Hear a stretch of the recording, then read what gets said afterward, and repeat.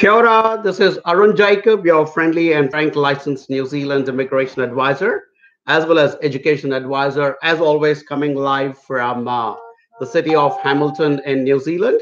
And as you guys know, for those of you who follow my work, my team and I, we assess people who are desirous of studying in New Zealand or want to make New Zealand their new home through the pathway of migration. So that's what my team and I do. That's my license right there from the Immigration Advisors Authority of New Zealand, which is what gives me the privilege, the honor, and the legal right to be, or the legal ability to be able to sit here and converse with all you wonderful, beautiful people and talk to you about, different pathways into coming into New Zealand. Well, like I said, you guys are probably aware that I come live every Tuesday from New Zealand, 7:30 New Zealand time, and corresponding to approximately 12 o'clock in India, which is where the bulk of our clients and future prospects are. And this is the 43rd time that I'm actually coming live on Facebook and YouTube. So I'm on both these platforms coming live simultaneously. So those of you people who are watching this on YouTube, kindly come to Facebook and post your queries there. It'll be a lot easier for me to toggle with one particular tab on my computer rather than trying to toggle two different tabs. So yeah, request you all to come here. So anyway, this is the 43rd time that I'm coming live on New Zealand, and I, every time I come live on and promote New Zealand as a destination, I'm full of good things to talk about New Zealand. But today, unfortunately, I sit here as a changed New Zealander. I sit here as a person who has experienced this country undergo a dramatic change last week because something so terrible occurred here in our country, in this land, and with us as a people, that it is no longer the same country that it was till Friday of last week. There was one madman, one terrorist who went and targeted a group of worshippers in a mosque in Christchurch and absolutely ran amok and killed 50 of those people. A lot of them are still in hospital, and our prayers and wishes are with all of them, and also with the deceased families. And it's been very, very sad. I live in New Zealand as somebody who chose to make this my home, and I can't describe the feelings and emotions that have been going around my own head since Friday of last week. And it's been very unbelievable as a sensation, because we live in a country which is so safe, so secure, and friendly and welcoming, and has got an active migration policy welcoming people from different parts of the world to come and make this their new home, and in turn build New Zealand culturally, economically, and make it a much stronger nation than it already is. So it's been very terrible. And unfortunately, the guy who came in here is a migrant like myself. He is somebody from Australia who chose to come to New Zealand and prove some kind of a madman point of saying there is no place safe or not. So of course, the government is moved into high gear, and they're tackling the situation, and we are kind of trying to get on with our lives. But it is not going to be the same again. But the fact of the matter is, this was not a Kiwi who perpetrated this crime, but this was somebody who came from outside, who deliberately chose to target New Zealand to kind of prove a point that you guys think this is a safe place. Okay, let me prove otherwise. What can any government or what can any law enforcement agency do with such committed individuals who are these lone wolf terrorists who will go out and create mayhem suddenly overnight? So it's ridiculous, the kind of tarnishing of the image that this one single individual has done to New Zealand. And well, I mean, like I said, it is not New Zealand. This is not the New Zealand we know, nor is the New Zealand that you aspire to move to. So do not lose faith in New Zealand. Do not lose faith in the people here. Do not lose faith in the processes that have been implemented to attract the best talent from different parts of the world to come and study here, or to come and migrate here and become part of the society. Kindly do not lose faith in this beautiful country. This is an aberration. This is not something that was perpetrated by Kiwis. Like I said, we are a beautiful, fantastic, friendly country, and so it's just one of those very, very unfortunate events caused by one single individual madman. So, kindly take that as my opening statement today. And like I said, we sit here with a heavy heart, and every time these things like this happen, there is always an immediate link to immigration. I'm an immigration professional promoting New Zealand as a destination. And immigration happens because the government of the land, desires it. And this government of the land is elected by the majority of the people. So, which by default means that it is the desire of the majority of the people of this beautiful country, and any other country which has got an active migration program, is that they require migrants, they require people with skills and knowledge and good attitude to come and enhance their economies, enhance their societies. So it is not a one-way street where it is only immigrants or migrants constantly trying to get into some country or the other. It's a two-way street where there is a global fight for good talent from different parts of the world. And if not in New Zealand, I probably would have moved to some other country that would acknowledge my talents and skills, and likewise of my wonderful, beautiful clients and students who come to choose to New Zealand. So I think for all those misguided people who think that, oh, migration is always about people desperate to leave their country for some godforsaken reason and go to some other developed country, I think it's a very wrong notion, guys. I think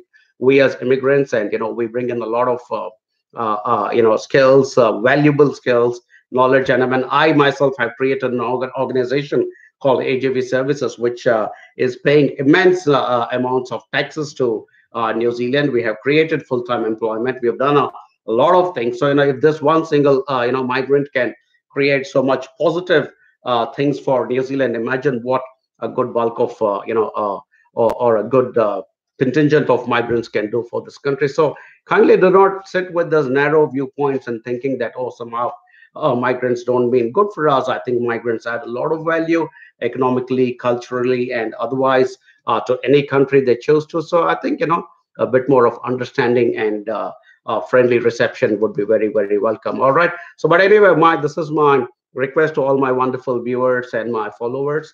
Do not lose faith in New Zealand. This is a complete aberration, not the Kiwi way of life, not the Kiwi way of thinking. And like I said, it was an outsider who came into this beautiful country to prove a very wrong point. And hopefully the government will now reform and change a lot of things. There's already a lot of discussion about changing the gun laws. I'm sure immigration and customs and the intelligence service and police has already kicked into high action to understand how this can be prevented in future. It is already the largest investigation ever conducted in the history of New Zealand. So I promise you, things are going to get better from here after this very, very unfortunate incident. And our heartfelt condolences to all the victims and their families and those injured and still lying in hospital. If some of you anywhere remotely connected to that incident are watching this live broadcast right now, please get in touch with HIV Services if you or your family members are trying to get a visa to come into New Zealand to catch up with a bereaved family or anybody who is in hospital, and we would gladly offer you a free service for your visa requirements. That's the least we can do for this community that is grieving and this entire country that is grieving. All right, thank you very much, guys. All right. So I mean, unfortunately, I probably won't be in the same kind of mood as I would be in my normal broadcast. But hey, look, I'll try and do it as best as I can today. All right. So the first question today is from Martin George, who's shared this number on YouTube. Thank you very much, Martin. I appreciate you sharing your number. I know everybody else who's watching this broadcast, if you want a good answer from me, we would really appreciate if you share your number, because then we can get back in touch with you later and kind of continue this conversation and this discussion. He says, how about business information systems course? So, hey, I think Martin, it's a good course. It is one of those courses that obviously is a overlap or a crossover between business and information systems. Eventually, all information systems need to support some kind of a business or the other. So obviously, it is a good course to choose. It may not necessarily sit perfectly into the the area of IT, nor will it probably sit completely in the area of business, but like I said, there is a good overlap of business and IT in a course like this. And like I said, eventually all IT systems need to support a business. So I think it's a very good course choice, Martin, and also because it's got a obviously it will have a pretty serious component of information technology built into that. And bear in mind that information technology is in the long-term skill shortage list of New Zealand, as well as it is in the identified future growth areas of New Zealand. So yeah, good course choice, Martin. And yeah, like I said, the course is great, country is fantastic, and like I keep saying all the time, the third component is a good consultant. So we are the third C, and we will ensure that you not only come in here with the right processing for your admission and visa. But once you come in here to New Zealand, we will continue to provide our onshore support and service and advice and ensure that kind of continue on your merry way. All right. Talking about which, one of my, I think just a couple of days ago, one of my students who came from India, who did a course in business, got her resident visa. And I remember very distinctly, she was one of the students who almost went and worked with some other agency. But then I actually personally got on the phone and I called her and said, hey, look, you're brilliant. I want you to work with us. So she came back and worked with us, and she's done that entire journey, came and did the course, found a job, applied for, we helped her with her further work visas.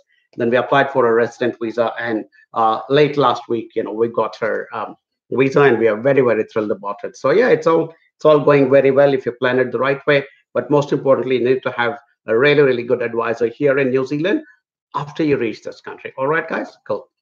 By the way, and immediately after the Christchurch attacks, one of our senior people here in New Zealand, called our onshore customer service manager, got on the phone and spoke to all our students who are based in Christchurch and reassured them and told them, guys, if there's anything we can do for you, we are there. So that's the kind of support we like to lend to all our students once you come to New Zealand. And hey, look, that's probably the biggest reason why you must choose us, because we are present here and we are always there to hold your hand and walk with you in moments of happiness as well as in moments of sadness as well. All right, cool.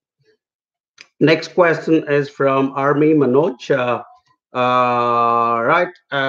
And his question is, why embassy is taking too much of time for interview? Please answer. I think I've answered this in my last live session last Tuesday, because well, Immigration New Zealand as a department has undergone a few changes.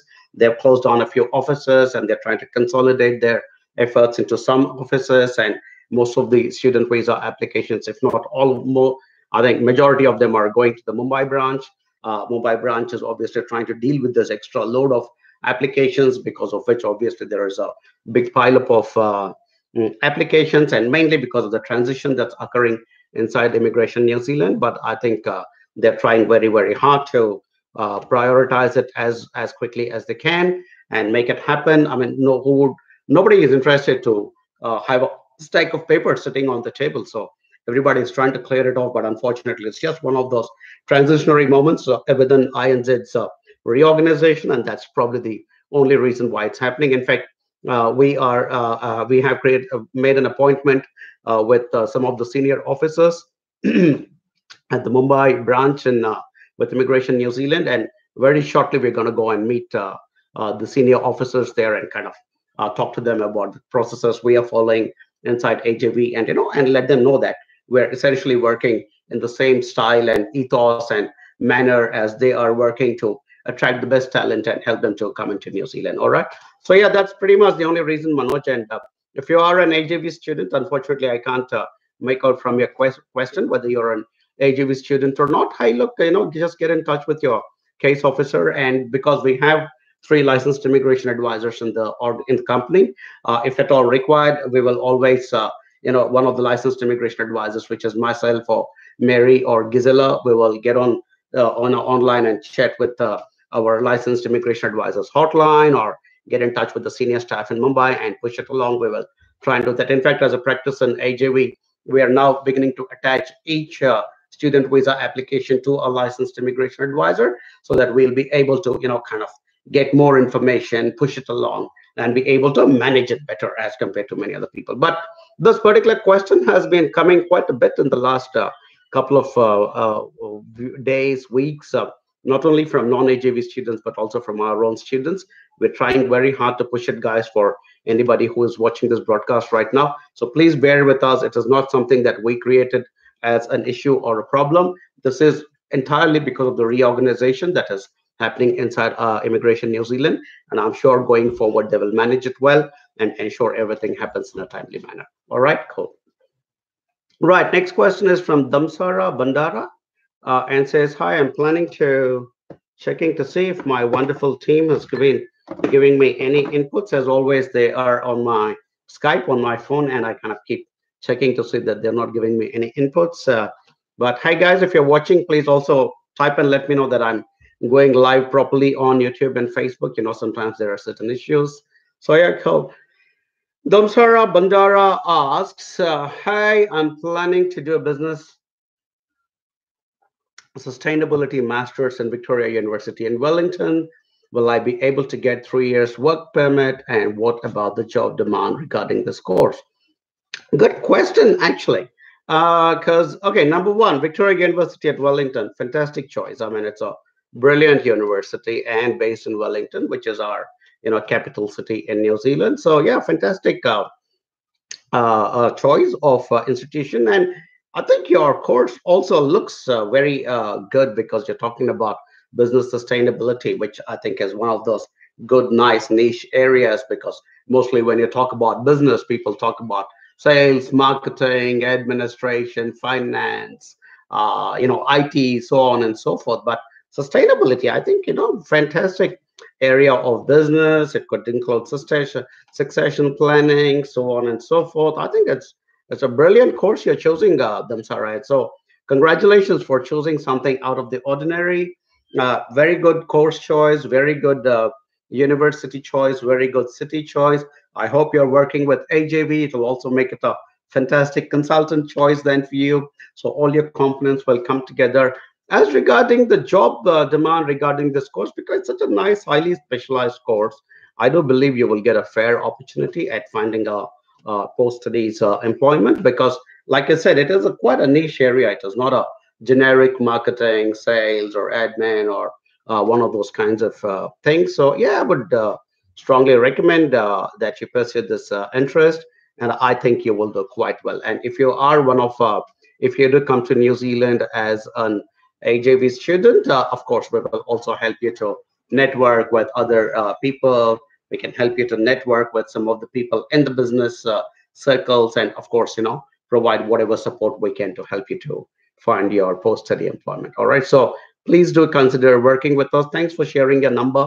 All the people who shared your number, our team will get in touch with you almost immediately after this particular live broadcast is done. So hey, look, guys, just and girls, you know, just do respond back to my team when they get in touch with you. And this is one of my cliched common statements that I make when I'm coming on those live sessions. We are not leeches. We are not Draculas. We will not suck your blood and tell you you have to go to New Zealand. Our job is to provide you with good, honest, straightforward information. And then, hey, look, if you guys decide to come to New Zealand, we will provide our most professional and most honest and most transparent, advice and services to you guys. All right. So don't hesitate to talk to my wonderful team. We are all here to help you. Okay, cool. Next question is Lahiru Kanchana Lokuge. Sounds like a very Sri Lankan name. Yeah, I hope it is, because I think +94 also has got to be Sri Lanka. And we have a lot of fantastic Sri Lankan clients, by the way. Hey, guys, the other thing is HIV Services Limited, which is the company I represent, a company that I started, and my wonderful team. We are about 33 or 34 people in the team at the moment. So we are not just catering to a particular nationality. We cater to clients and students from different nationalities and different backgrounds who would like to consider coming into New Zealand for either for education or for migration. So please do not think that we are somehow a company that only works with Indian clients. Yes, of course, the majority of our clients at the moment are from India, but hey, look, we also work with Brazilian clients, Sri Lankan clients, Singapore clients, Chinese clients, and Malaysian clients, and we work. I think we work with about 15 different nationalities at the moment. So please keep talking to us. And we are people based in New Zealand. We are not based in any other country. So for you, you're looking at somebody who can help you to come into New Zealand. So talk to a company based in New Zealand. All right, cool. Okay. Lahiro's question was, hello, sir. What universities provide cybersecurity master's degree and postgraduate diplomas? Okay, good question, Lahiro. I wish I could tell it off the top of my head, as much as I would like to remember all courses and which universities they come from, or maybe my team can, assist me. Hey, guys, quickly do some research and tell me where we can get something in cybersecurity. One course that I remember off the top of my head is a course from an institution called Welltech, which is Wellington Institute of Technology. I do believe they have a course in cybersecurity, and I do believe it is a graduate diploma. Fantastic course choice, by the way. But I'm certain there will be other universities and institutes of technology as well, possibly even one or two private institutions which offer this particular combination and information technology which you're seeking, which is cybersecurity.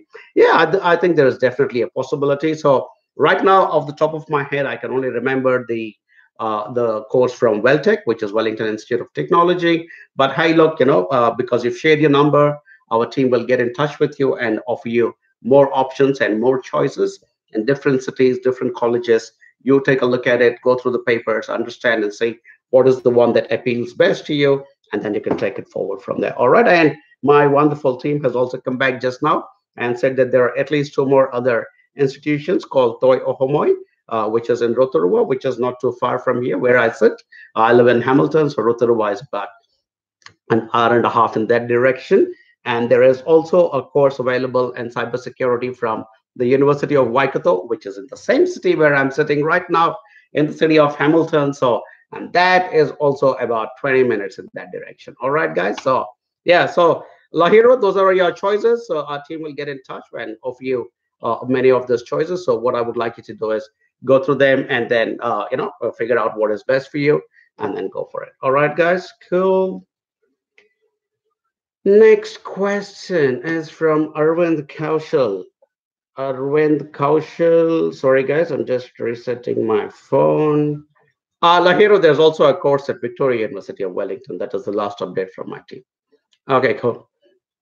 Hi, Arvind. Can we expect change in rules for student and spouse visa after the attack? Good question, Arvind. I do not think that the government of New Zealand works in such a knee-jerk reaction, because what is it that they will change? Why will they change it? Because this attack was perpetrated by one mad terrorist, who was not an international student. Yes, he was a migrant in New Zealand from Australia, but I don't think the guy came in with the aspects of being a good, positive, contributing migrant in New Zealand, and in fact, create mayhem for all of us and for our country and for this beautiful society that we live in. So I don't think there will be any changes, Arvind, because it's not something. I mean, hey, look, like if there was a bunch of international students who come together and do some nonsense here in New Zealand, then I mean, yeah, the government might consider changing something, but this is not something that international students did or spouses of international students did. So why would they change that? So I don't think that's going to happen. Please bear in mind, guys, the international education sector in New Zealand is a fantastic industry. It is a big revenue earner for us here in New Zealand. So the government is keenly encouraging this industry to grow, and people like myself and my team, we are also helping this industry to grow. And some of these fools who think otherwise and do these silly bad crimes need to understand that international students and migrants bring in a lot of value to any destination they choose to. So I don't think there'll be any change, Arvind. I mean, to answer your question in a brief way. All right. Sharon Daso, hi sir, I submitted my visa on December 10th. Till date, I didn't get call from immigration reasons. So Sharon, I just answered that. You can rewind some of my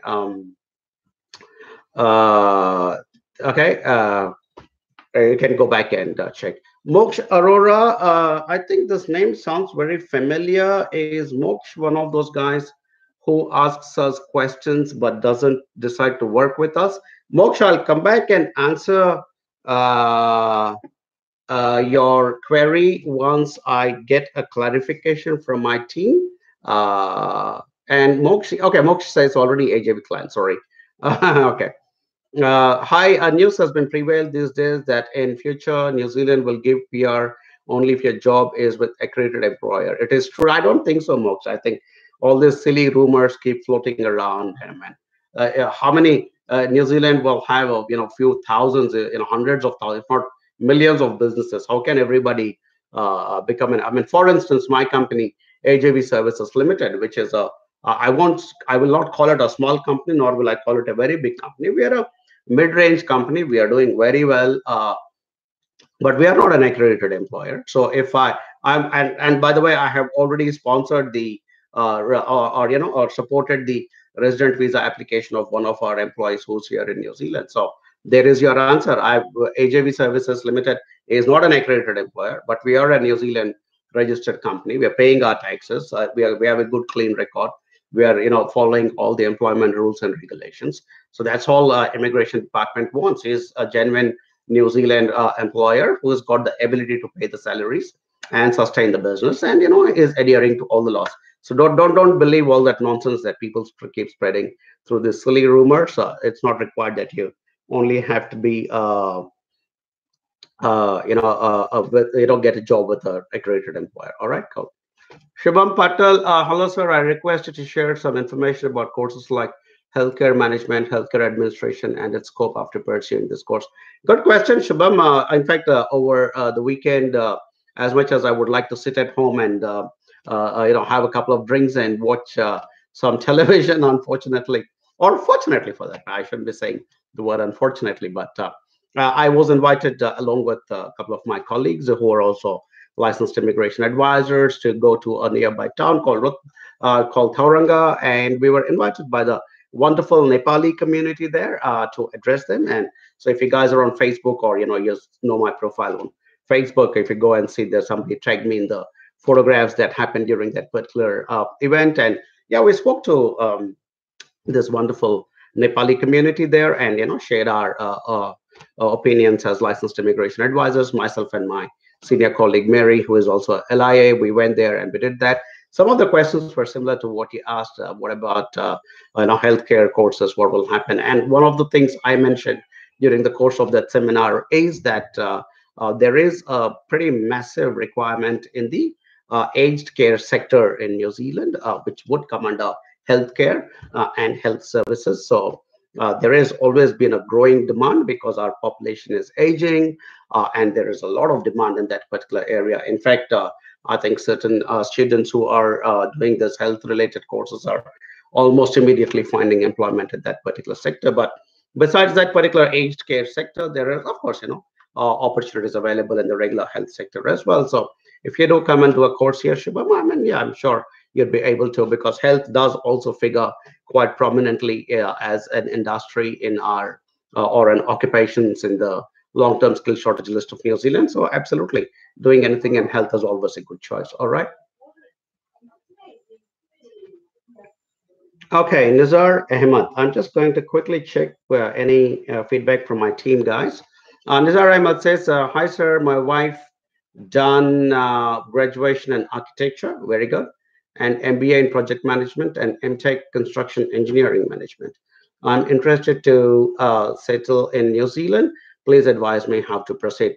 Hey, look, Nizar, I mean, again, I put up a lot of videos on YouTube. And in fact, when I get around New Zealand, sometimes people walk up to me and say, "Aren't you the YouTube guy?" So I'm like, "Yeah, okay, yeah, yes, I'm the YouTube guy," sort of reaction. But hey, look, we are having an active migration policy, and you have only mentioned your wife's qualifications, and you have not mentioned your qualification. So we'll need to understand what is your qualification and check it in conjunction with your wife's qualification and background. And then at that point is how we can arrive at whether you would be able to apply for residency in New Zealand. Also bear in mind, again, if you go back and check some of my videos, I state very clearly that direct migration is almost ruled out unless and until you have an employment offer in New Zealand of skilled employment, or you have you're actually in skilled employment in New Zealand, or you should have studied in New Zealand for at least 2 years and qualified with a master's or a PhD. So those are kind of the two essential things that you need to.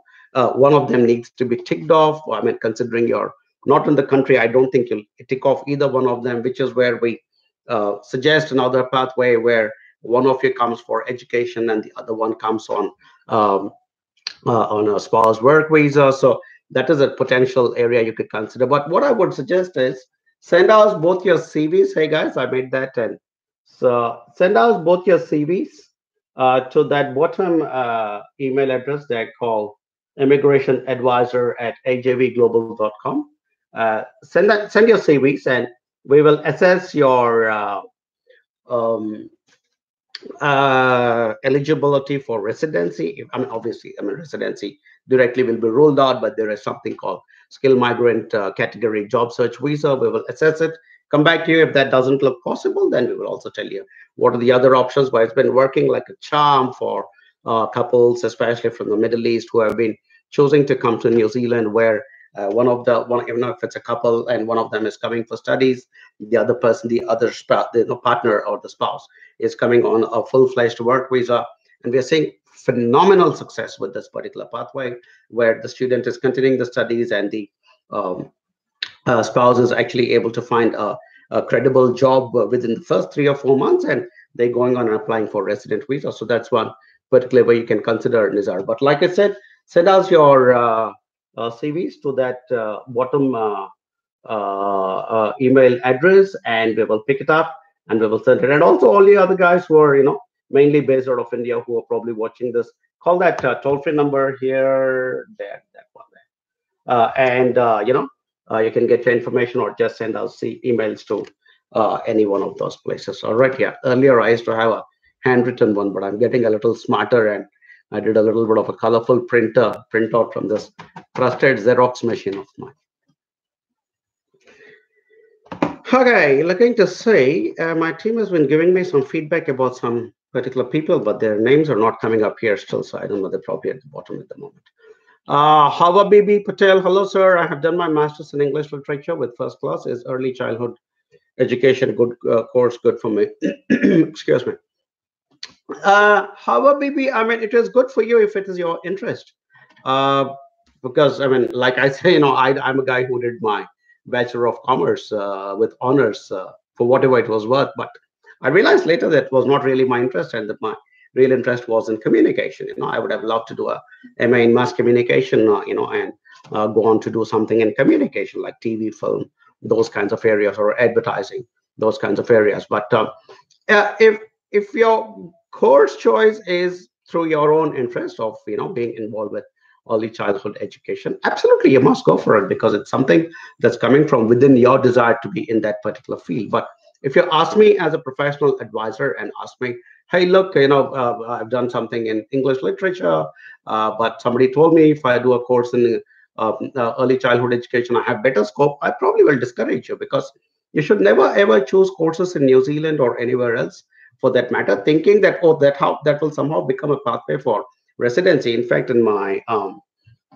seminar on Sunday, when I addressed the Nepali community in Tauranga, there were some atrocious cases of people. Like there was a lady who looked very, came across as being very smart and very, good as a professional. She was a professional accountant back in Nepal, and now she's in New Zealand now. And guess what course she's doing? She's doing a course called Graduate Diploma in risk infection risk management, which is like, I was like, what are you talking about? It's like, I actually held my head in my hands when I heard that. And then she had a friend, that guy also came for the same course in health infection risk management, and that guy had a background in marketing. So you don't, and that was because some stupid agent back in Nepal must have told them, saying, hey, look, this course is in demand, so go for it. So very wrong. They should have ideally stuck to what their competency is. That lady should have stuck to her professional accounting, and that guy should have stuck to his business marketing kind of a thing. So likewise, if your real core passion is to continue to stay in literature, that's what you must pursue. Who knows, you might come here and end up becoming a lecturer in English literature, because if you do a master's or a postgraduate diploma, you will be eligible for a 3 years post-study work visa. So you always think, in fact, I've made a video and put it up on my YouTube, which says the choice of course in New Zealand should be yours and not an advisors nor consulting firms or anybody else. So it has to be driven by you, Hawa Bibi. So if your true passion is early childhood education, yes, sure, go for it, because there is also a requirement and a need for people in the early childhood education sector in New Zealand.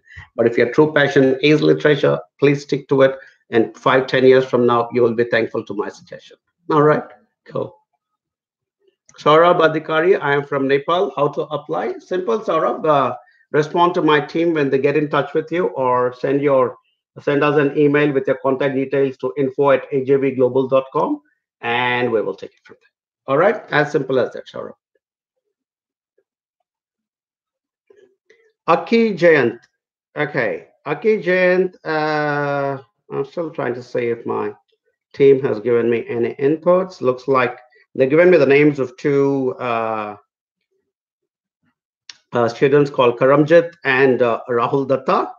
I will come to those questions. Karam and Rahul, if you're listening, I'm not ignoring your questions. I'm just going one after the other, and your questions have not come up yet. All right. I will come and answer your questions. Okay, Jayant, how can you help me if I have already taken admission in the college? Good question, Aki. In fact, we get a lot of students who stumble across AJV and the work we are doing after they have already started the process with some other company, or they've kind of gone two-way down the path where they're unable to retrieve it back and work with us. Very good question. If you have already taken admission from another college and you realize that working with AJV will give you the best chance at success in New Zealand, because we're based here and we will support you, and we are professional, we are honest, we are transparent, and we will definitely lend our continuing advice even after you reach here. Just get in touch with us, Aki, and we will talk to that institution, and you obviously will have to give us a letter or an email to that institution stating, hey, look, for whatever reasons, I would like to shift my application to AJV services because of these reasons, and then we'll pick it up and we will do it. Not just for Aki, but anybody else. That's really what it's all about. Just get in touch with us, and we will talk to the institutions and see if we can do something. Okay, Moksh, this is the last time we're going to be answering your questions, because my team says that you haven't technically yet become an AJV student. So if you're still watching it, Moksh, please go ahead and confirm. After the session, I will seek confirmation from my team that you're actually working with us, because otherwise it's getting to be a bit of a joke where you come practically every live session and ask me questions and I answer, but at the end of the day, you're not working with us and we're just giving you a lot of free information for nothing. Okay, this is a question from finally one of my students, Jagannath Savkar. Hello, Arun. Good evening. This is Jagannath, and I'm an AJV student. There are many testimonials available on IT and business, but can you please make a testimonial on mechanical engineers and engineering management? Good point, Jagannath. We just recently started.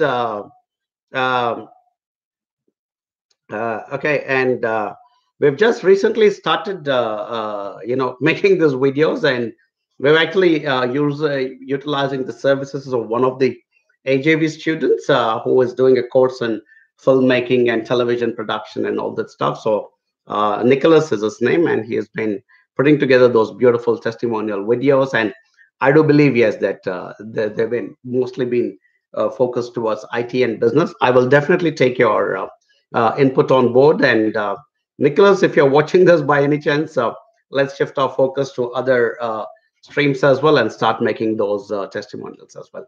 Definitely, Jagannath. Thanks for your advice, and we will begin to work on this right away.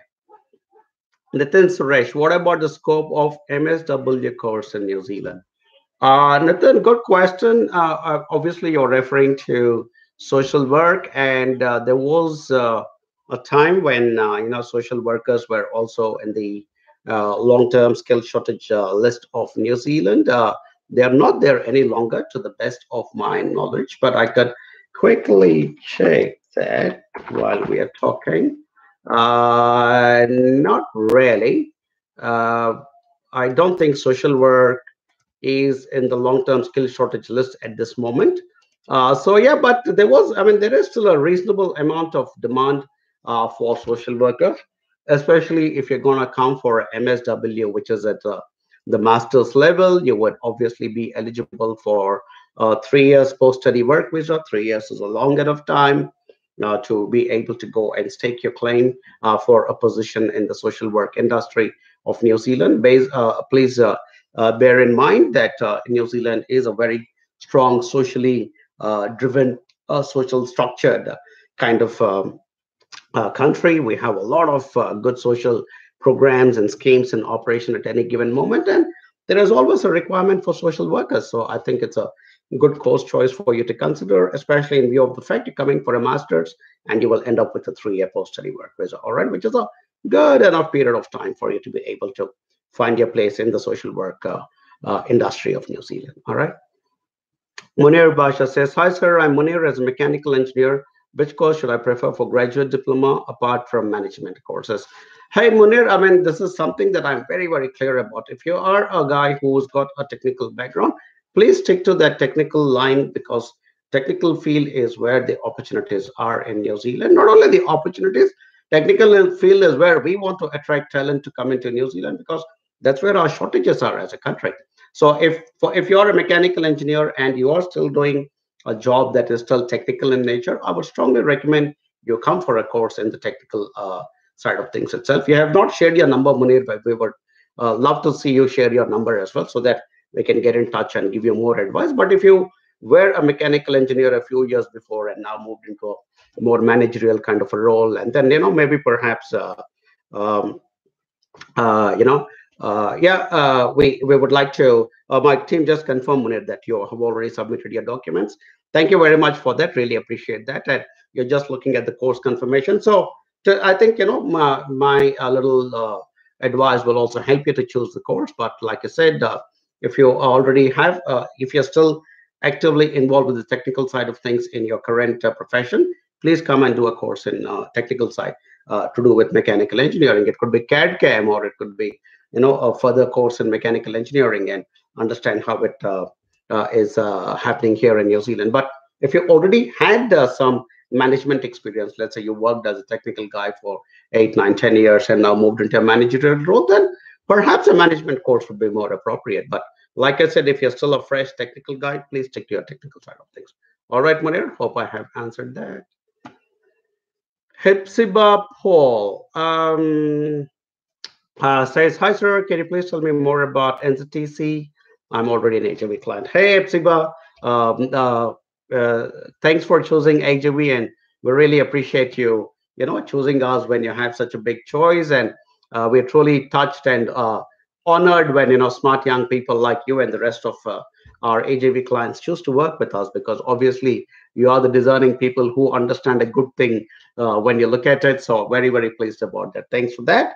Um, so yeah, NZTC stands for New Zealand Tertiary College. It is a specialist private institution in New Zealand. They do early childhood education and practically nothing else. And I have a very, very close working relationship personally with NZTC. There is a gentleman in a very senior position there called James, and Selena, who is like the director or the founder of the college, is also somebody I know very well. And in fact, I hosted Selena and James when they came to India, and we spent some good quality time together. And yeah, it's a beautiful college. It's brilliant. I think in New Zealand, there are universities, of course, which have a wide variety of courses to offer, institutes of technology, which also have a wide variety of courses to offer. And then there are private institutions like NZTC, which specialize in one and one thing only. So I would strongly recommend NZTC, Hepzibah. Very good outcomes, very good student support. And hey, look, you're coming as an AJV student, so you not only have NZTC support, but you also have our support. So all things considered, I think you should be doing well.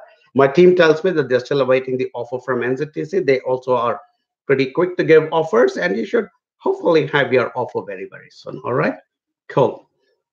Karam saying, hello, sir. I applied for management through HIV, but I still didn't get my offer letter. Now it's already 1 month. Karam, I think finally I got your question.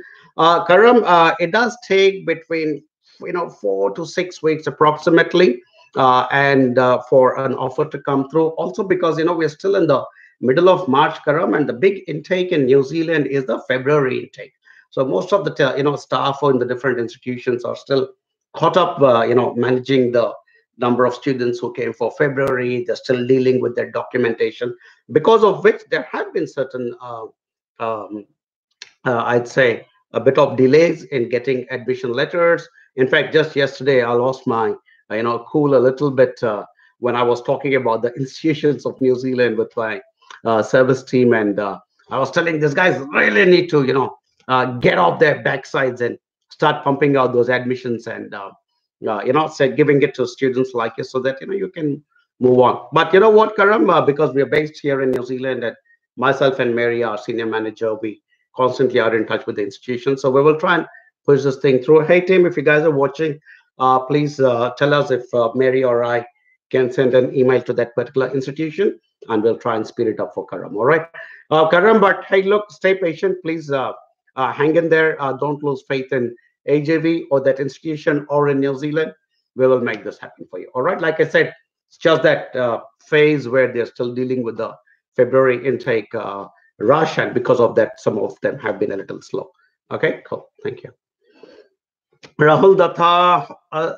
Hi, sir. Given the present scenario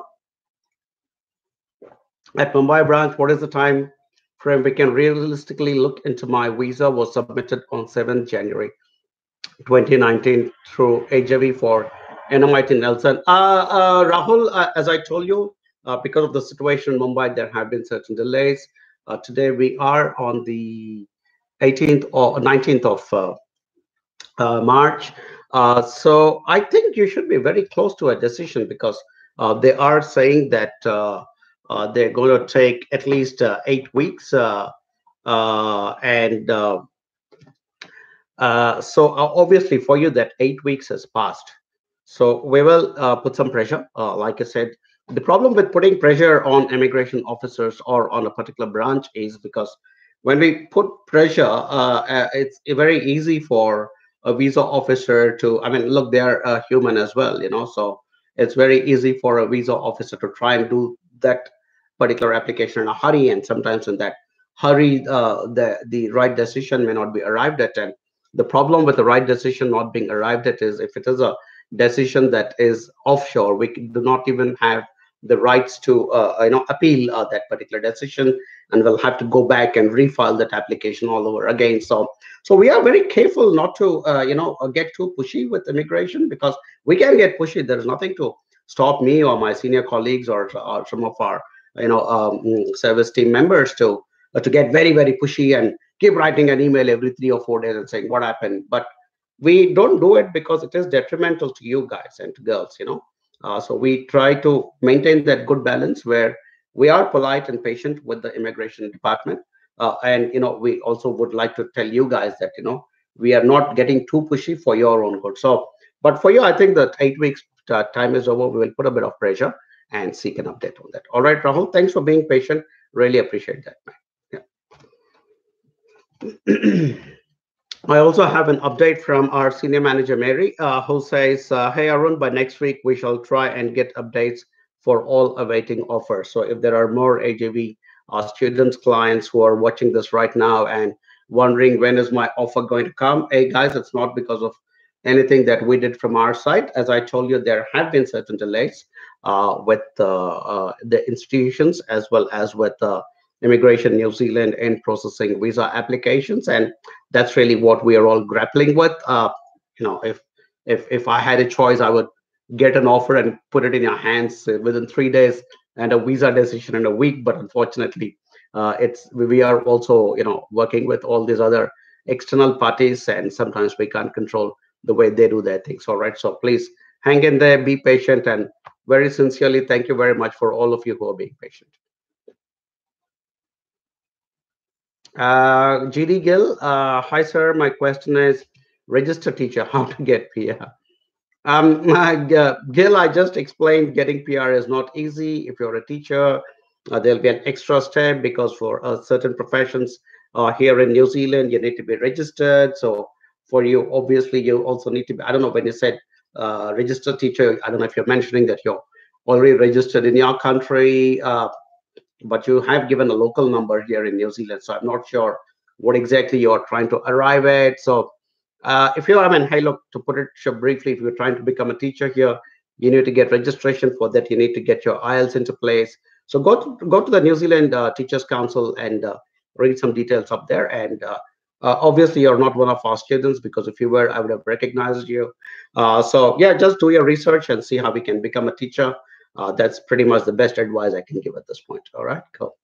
Suraj Khadka, my visa was rejected by interview. Do I have a chance of getting visa after reapply? Absolutely, Suraj. I mean, in fact, we have worked with a lot of students. I don't know if we applied for your visa.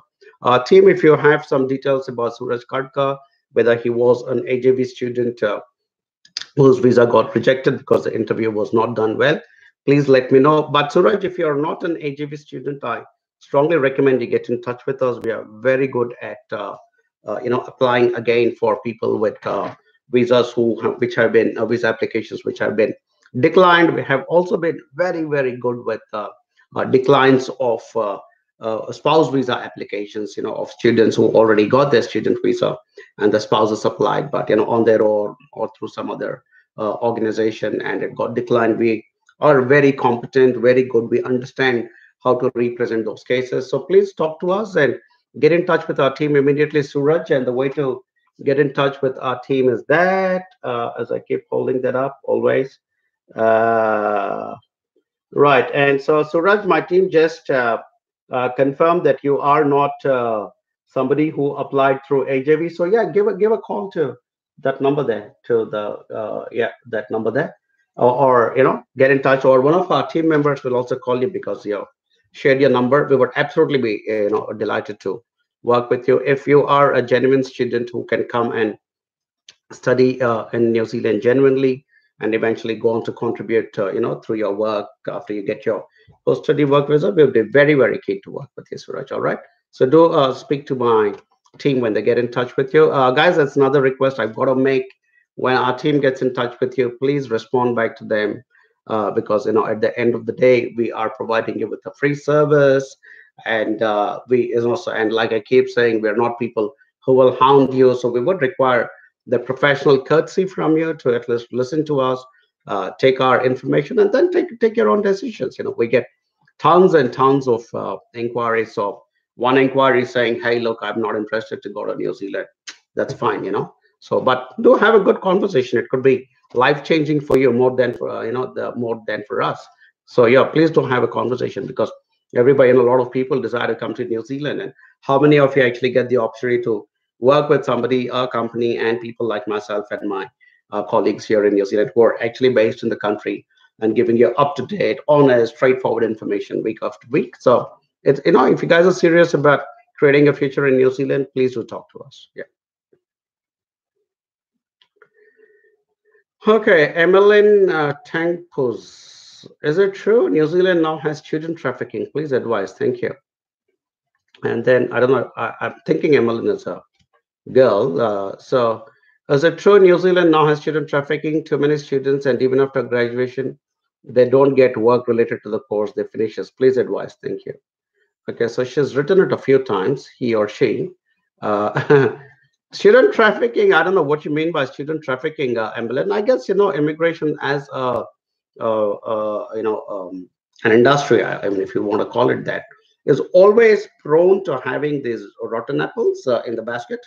And there must be a little, underhand way of dealing with student visas. But, as far as I'm concerned, Emmeline, I'll answer this in a straightforward manner. Immigration has to be an honest process. If there is honesty in the immigration process, there will not be any opportunity for trafficking or any kind of nonsense. And by honesty, I mean that honesty has to spread across all stakeholders. It has to start with the student. The student must be honest in wanting to come to New Zealand with a genuine interest to be a student and not to start working. So that honesty needs to start from there. And then advisors like us need to be honest with the advice we are providing you, not to see, hey, look, where can I fit this guy and make more money, but to genuinely understand and realize that this is a young person who's come to us for professional help, and put all the course options and college options in front of you, so that we don't push you into a particular course or college where we make more money. So the honesty has to come from us. The honesty has to come from the institution, where they take your fees and they have to deliver the quality of education that they're suggesting that they will give to you. So that honesty has to come from the institution, and they need to be fair with you when you become the student. The honesty also has to come from the immigration department, who will do an honest assessment of that visa application, and then provide that honest decision on that particular application. So when there is honesty in the entire process, things like trafficking are not bound to occur.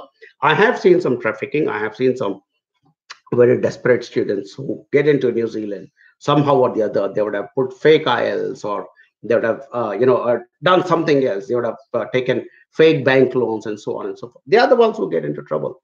They are the ones who come here, and then they end up going to all these businesses and people who exploit them. And that's probably what you're referring to, where students are exploited after they complete their studies, and they're being paid less than the minimum wage, and all kinds of some kind of exploitation is happening. Not with my students, not with HIV students. I promise you that I can look you in the eye today and tell you that none of our students has been exploited, nor will I stand by, or any of my team members stand by and watch any HIV student or client exploited by anybody in New Zealand. We are legal people. We have other legal people we can refer to, and we will go fight for our students and our clients.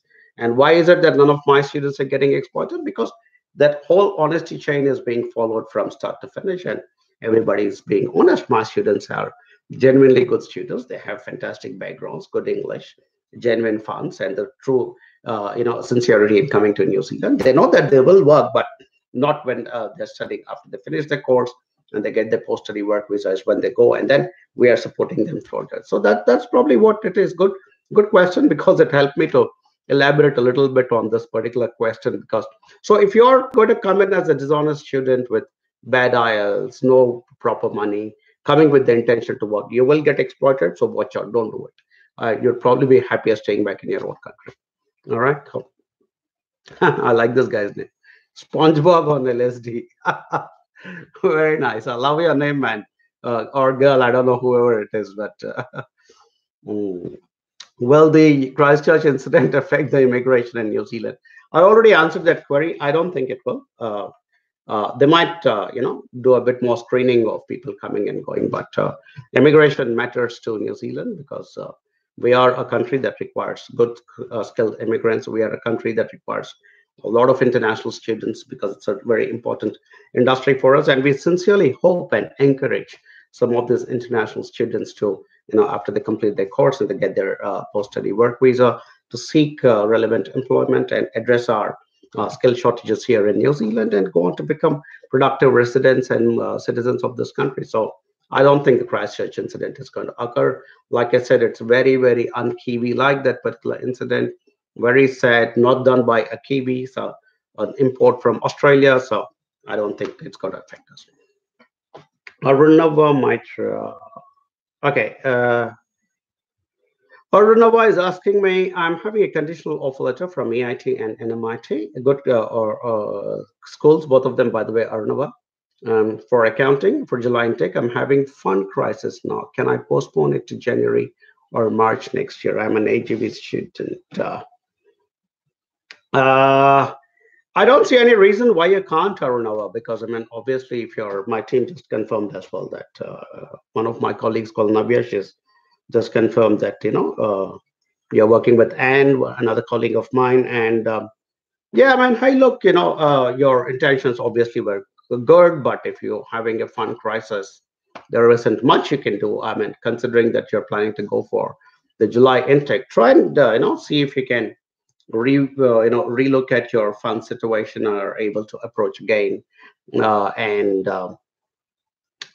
try and get those funds issue resolved. But otherwise, I don't think you have much of an option, except of course to postpone it to January or March. And hey, look, you're with us with AJV, and Sometimes people come to us and they work with us for even a couple of years before they eventually land in New Zealand.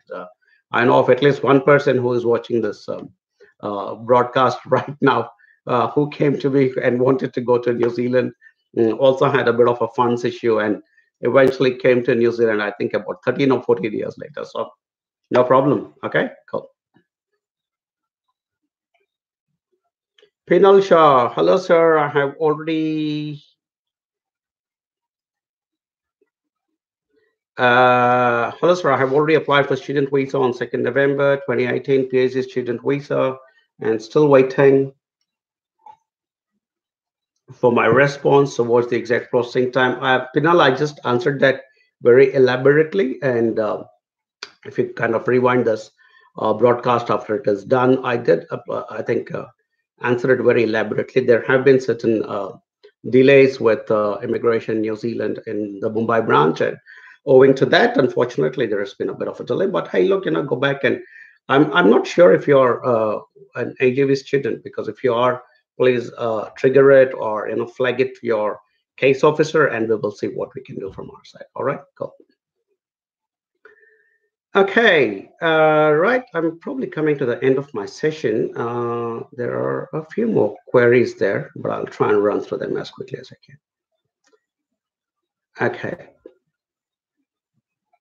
Good questions. There's Evangeline Olair. Okay. Completed business course in finance field. What short-term course to take is better to take in New Zealand, and have been working in accounting for 17 years.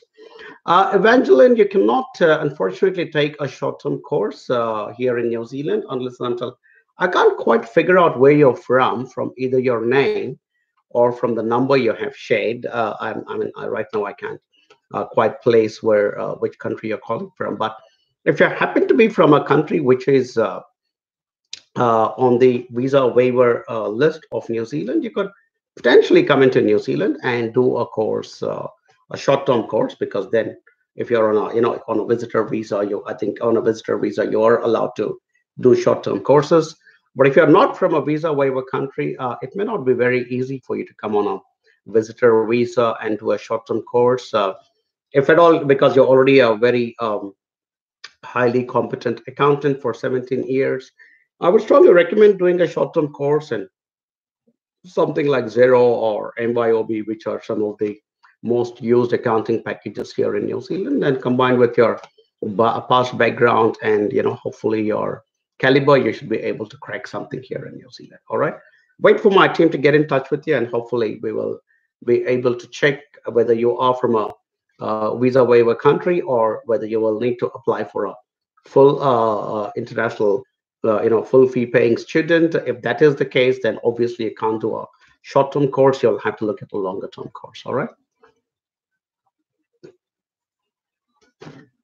Okay, Grace Shaw. Kiara Aaron, can you please talk us through the accommodation assistance given by AJV once the students like me land in New Zealand? I'm an AJV student looking forward to join A2 City campus by July 2019. Okay. Hey, Grace, good to hear from you. Thanks for choosing to work with AJV. Much appreciated. I like the way you said Kiara. That's good.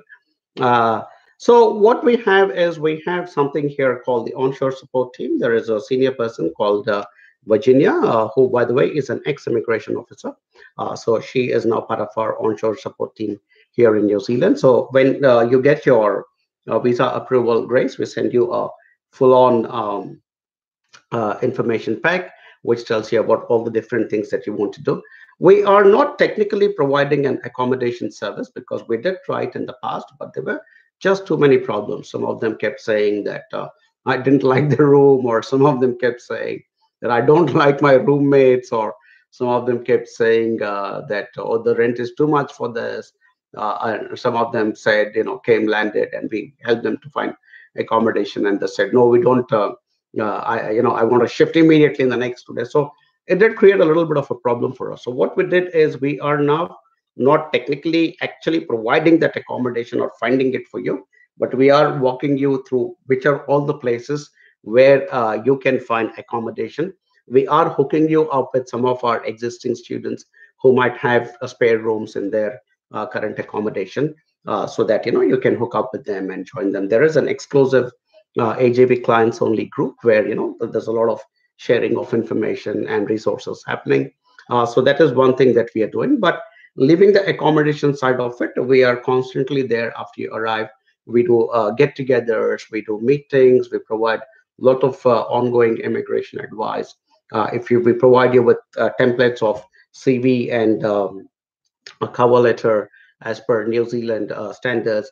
And I think one of the most critical areas of support that we are providing is when you're looking for accommodation, you can put our names down as your reference, because in New Zealand, to get accommodation, you require a reference. So when you're coming in as a new person, you will not have a reference. But if you're coming into to New Zealand as an AJB student, you will have all of us as the reference. So that is sorted for you. When you're applying for jobs, again, you can use us as a reference, so that again, in New Zealand, it's kind of quite important to have a local reference to be able to find a job. So these are some of the ways in which we are supporting. More than anything else, I think, provide the mental comfort to all you guys and girls who come to New Zealand through us, knowing that we are always there, a phone call away, an email away, or a text away for any emergencies, any kind of legal advice, any kind of immigration advice, any kind of problems at your institution, or problems with your accommodation, or any other stuff. We're always there to guide you, Chris.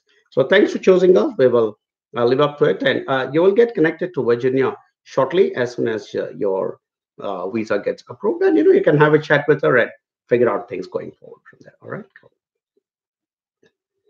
Good question from Faiz. It says, is New Zealand safe for Muslims? Absolutely, Faiz. I don't think you should have any doubts or questions about that particular aspect. I know it's been extremely unfortunate for us since last Friday, but I strongly believe I live here with my 3 young children. If I did not believe that New Zealand is safe, I probably would be packing my bags and taking my kids back to a country which I believe is safe. So I live here with my young children, and I can't give a better testimonial for the safety that we experience in New Zealand. I repeat once again, this was not done by a Kiwi. This was done by somebody who came from outside and perpetrated this crime deliberately on New Zealand to somehow prove some kind of a stupid point. So yeah, terrorists who came deliberately to attack New Zealand. So we are suffering as much as the rest of the community is. Okay, but do not lose faith in New Zealand, or suppose look at the beautiful way this country has rallied now, and showing our support to the Muslim community here in New Zealand and to each other as migrants. I'm not a Muslim, but I'm a migrant as well, and in some ways I'm affected as well. So I think together we are all trying to rally each other and support each other. So, but hey, look, like I said, do not lose faith in New Zealand. It will continue to become a stronger and safer place, and if anything, this terrible incident will help us to make our systems better and make it safer. Right, how am I doing on time? I think I'm almost done, actually. Right, yeah.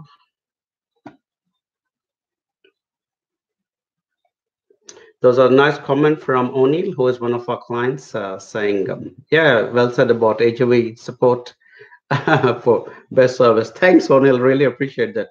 By the way, I think of you every day when I'm going to pick up my kids from school, O'Neill, because I keep crossing a street which is called O'Neill Street in Hamilton. So every day, without fail, I remember you at least once, O'Neill. Thanks for that lovely feedback, by the way. Really appreciate it.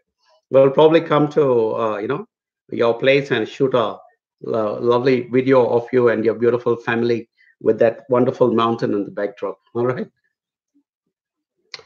All right. Okay. I think my time is almost up for today. Okay.